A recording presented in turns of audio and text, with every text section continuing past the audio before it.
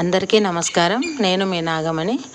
ఈరోజు ఒక రైతు మొక్కజొన్నకి వర్మీ వాటర్ కొట్టాలని తెలియజేస్తున్నాను అనమాట. ఇప్పుడు వర్మీ వాటర్ అది తీసుకొనేసి చూస్తున్నారు కదా, అది వర్మీ కంపోస్ట్ యూనిట్లు అనమాట. దాంట్లో వచ్చేది వర్మీ వాటర్. అది ఆ వర్మీ వాటర్ తీసుకొని మేము మొక్కజొన్న పొలంలోకి పోతున్నాము.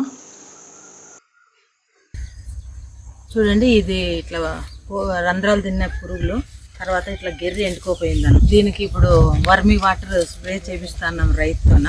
ఇది నరసింహమూర్తి అనే రైతుది. చూడండి, ఇట్లా మొక్క గెర్రి ఎండుకోపోయింది, తర్వాత ఇట్లా పురుగు వచ్చింది అనమాట. చూడండి, ఇది అనమాట. సో ఇలా అయిపోయి మొక్కజొన్న అనేది ఇదైపోతుంది. సో ఈ విధంగా పురుగు ఉందనమాట. సో దీనికి ఇప్పుడు వర్మీ వాటర్ స్ప్రే చేయమని చెప్పినాము మేము. ఇప్పుడు ఇంతకంటే ముందే చేయాల్సింది వాళ్ళు మాకు రీసెంట్గా తెలియచేసినారు. సో ఇది కొట్టిన తర్వాత వారంకోసారి 2 సార్లు చేస్తే వెంటనే కంట్రోల్ అవుతుంది. ముందే నువ్వు చూసుకోలేదా ఇది ఇట్లా అయిండేది? ఓహో, అవునా. సరే, ఇప్పుడు వర్మీ వాటర్ స్ప్రే చేస్తావా? సరే, అది స్ప్రే చేసి నువ్వు మళ్ళీ తర్వాత వారంకి మళ్ళీ ఇంకోసారి చేయాలి.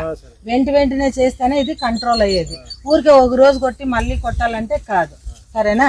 సరే, ఆ స్ప్రే తీసుకొని మళ్ళీ స్ప్రే చేసేసి. నువ్వు వర్మీ కంపోస్ట్ ఉందా నీ దగ్గర?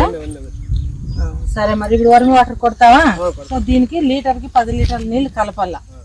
నువ్వు స్ప్రేయర్లోకి వేయి. మరి అది 2 లీటర్లు ఉంది కదా, షేక్ చేసేసి దీంట్లోకి వేసుకో. 1 లీటర్ అవుతుంది. దాని నిండా వేసుకో.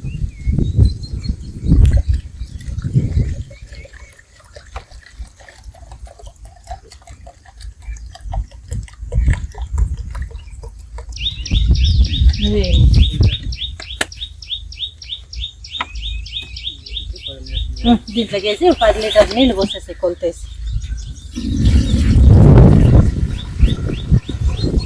అది కూడా